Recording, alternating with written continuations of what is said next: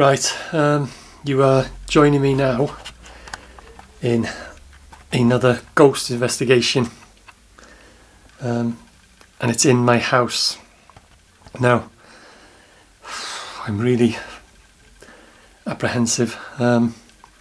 It's not the house that's haunted, but my fridge, and I'm going to have an investigation now, so I am really, really nervous. So let's go.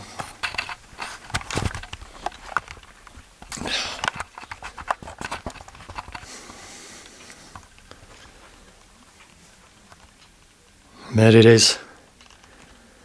Oh, I am absolutely terrified. That is my haunted fridge. Now then, last night I had a few cans in it. I had a pack of 4, and I drank 3, and there's 1 can left in the fridge. I am so I am so scared.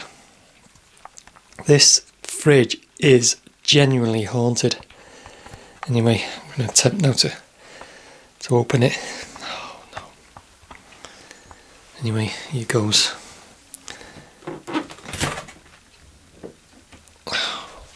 Now you can see it's the can of lager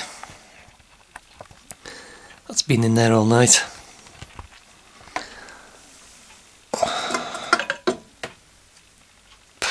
But as you can see,